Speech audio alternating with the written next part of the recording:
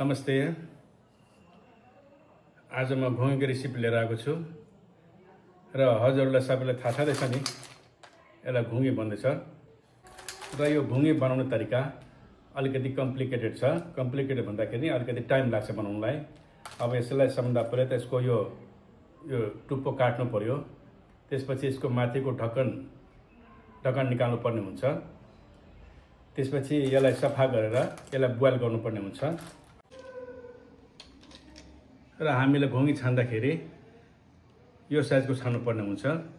किन यो मिडियम साइजको हो। यदि ठुलो साइजको भयो भने मासु धेरै हुन्छ र मासु धेरैपछि भित्र मसला छिर्दैन।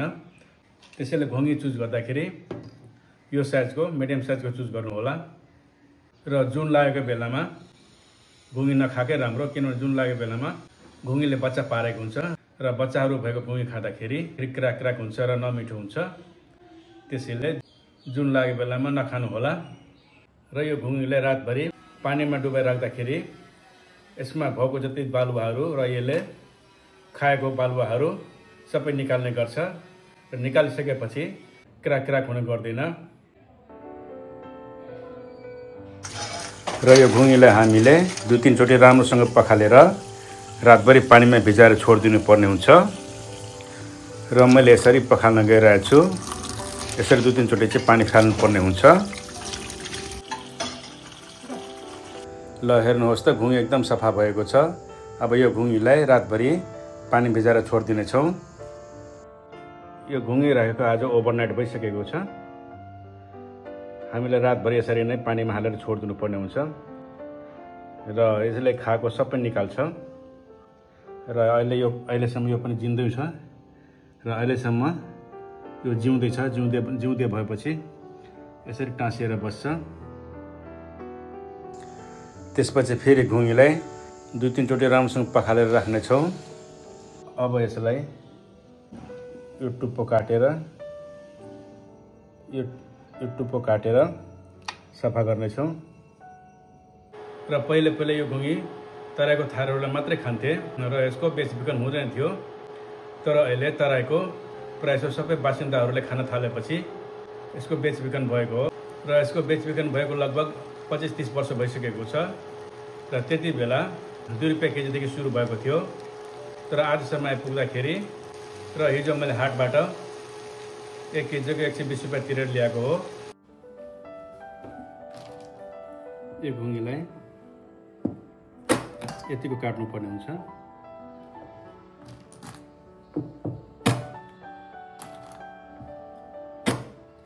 यसरी सबै घुँगीलाई काट्दै जानुपर्छ र मैले सबै घुँगीको यो काटिसकेको छु। हेर्नुहोस् त यसरी काट्नुपर्ने हुन्छ सबै घुँगीको र अब यो घुँगीलाई यसरी मस्काउनु पर्ने हुन्छ।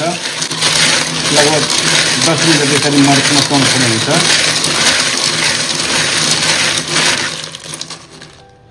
जुन हरियो लेब हुन्छ नि, हरियो लेब चाहिँ जानुपर्ने हुन्छ। हरियो लेब चाहिँ जानुपर्ने हुन्छ। हेर्नुहोस् यस्तो हरियो लेब हुन्छ। मस्काएको लगभग 10 मिनट भइसकेको छ। यो मैले मस्काइसकेको छ। अब यसलाई पखाल्नु पर्ने हुन्छ।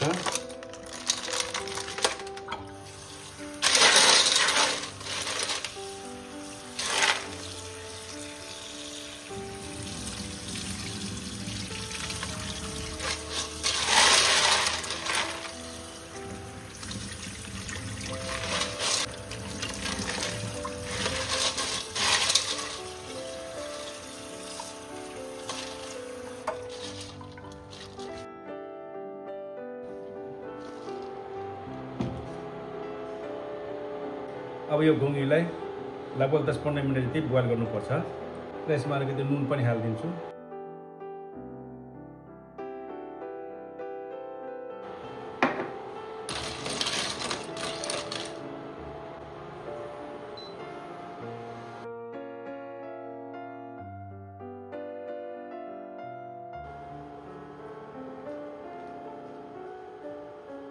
र बोइल गरेको लगभग 10 मिनट जति भइसकेको छ। अब यसलाई निकाल्न गइरहेको छु।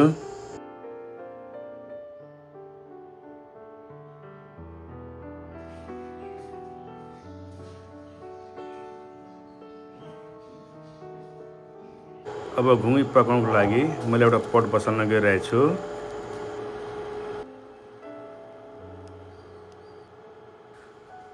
र पटमा मैले 30 ml जति तोरीको तेल हाल्दैछु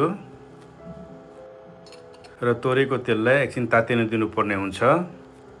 तोरीको तेल तातुन्जेल तबसम्म हामीले घुँगीको बिर्को थारो भाषामा हामी छेप्ने भन्छौँ, छेप्ने निकाल्नेछौँ। हामीले घुँगी बोइल गरिसकेपछि त्यसमा कुनै कुनै घुँगीहरूमा ढक्कन चाहिँ निकालेको हुँदैन, मतलब निक्लिएको हुँदैन। बोइल गर्दाखेरि आफै निस्किन्छ, तर कुनै कुनैमा हामीले यसरी नै टुथपिकको मद्दतले निकाल्नुपर्ने हुन्छ।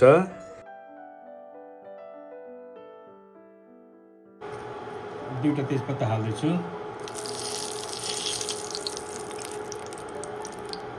त्यसपछि स्लाइस गरेको प्याज,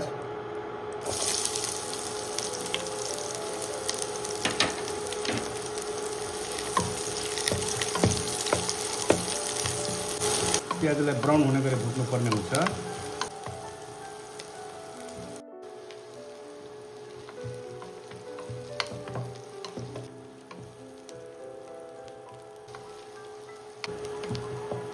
र प्याज लगभग ब्राउन भइसकेको छ। यो अदुवा लसुनको पेस्ट हाल्दैछु। 1 चम्मच अदुवा लसुनको पेस्ट। अदुवा लसुनलाई एकछिन मजाले भुट्नुपर्ने हुन्छ।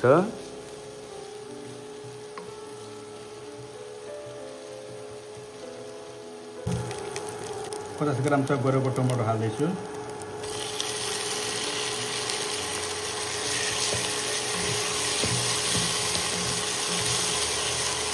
एक चम्मच बेसार,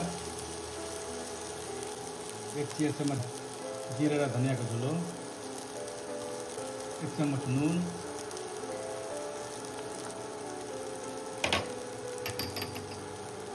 आधा चम्मच धुलो खुर्सानी,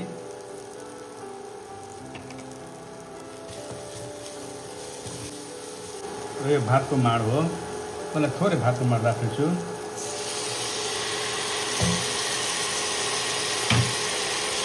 एकछिन राम्रोसँग मिक्स गरेर तबसम्मको लागि लो हिटमा छोडिदिनु पर्ने हुन्छ।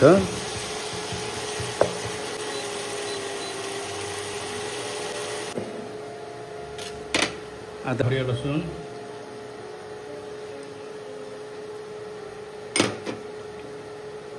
चप गरेको 3टा हरियो खुर्सानी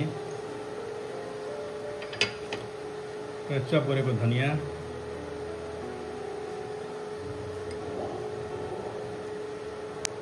यति थोरै पानी हालेर पेस्ट बनाउने छु।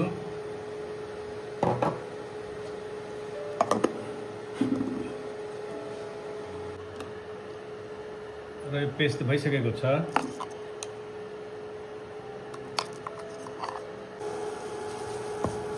अब यो मसलाले तेल छोडिसकेको छ। हेर्नुहोस् त, मसला राम्रोसँग पाकिसकेको छ। म यो घुँगीलाई हाल्न गइरहेको छु। घुँगीलाई उसिनिसकेपछि घुँगीको छेप्नेहरू आफै निस्किन्छ। यो बोइल गरिसकेको घुँगीलाई हामीले धेरै भुटिराख्नु पर्दैन र मसला पनि राम्रोसँग पाकिसकेको हुनाले घुँगीलाई धेरै भुटिराख्नु पर्दैन। लगभग 1-2 मिनट यदि भुटे पुग्छ। हरियो लसुन, हरियो खुर्सानी र धनिया पिसेको हाल्न गइरहेको छु। त्यसपछि सबै घुँगीहरूमा मसला पस्ने गरी चलाउनु पर्ने हुन्छ। एकदम राम्रोसँग चलाउनु पर्ने हुन्छ।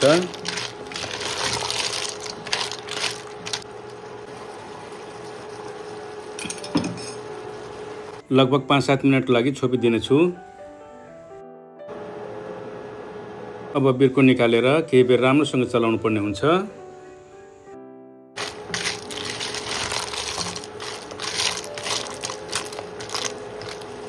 अब अघि बाँकी रहेको भातको माड सबै हाल्नेछु। यदि हजुरहरूलाई बढी ग्रेभी मनपर्छ भने अझै भातको माड या पानी हाल्न सक्नुहुनेछ। अब लगभग 10 मिनट जति छोपेर पकाउनु पर्ने हुन्छ।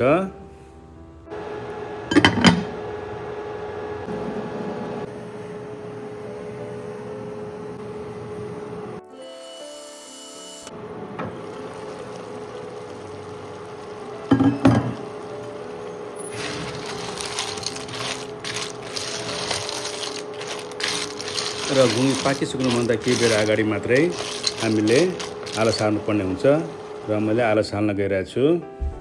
एकछिन चलाएर 2-3 मिनट जति छोपिदिनु पर्ने हुन्छ। यतिको ग्रेभी हुनुपर्छ। यदि हजुरहरूलाई बढी ग्रेभी चाहिएमा अझै पानी थप्न सक्नुहुनेछ। अब हाम्रो घुङ्गी खानको लागि रेडी भइसकेको छ र यो घुङ्गीलाई मैले सर्भ गर्न गइरहेको छु। हजुरहरूलाई मैले बनाएको घुङ्गीको रेसिपी कस्तो लाग्यो कमेन्ट बक्समा कमेन्ट गरिदिनु होला र एक लाइक र सेयर गरी फलो पनि गरिदिनु होला र हजुरहरूले पनि आफ्नो घरमा यसरी नै सजिलै तरिकाले बनाउन सक्नुहुनेछ र यो घुङ्गी असाध्यै मिठो हुन्छ र शरीरको लागि पनि एकदमै फाइदाजनक हुन्छ।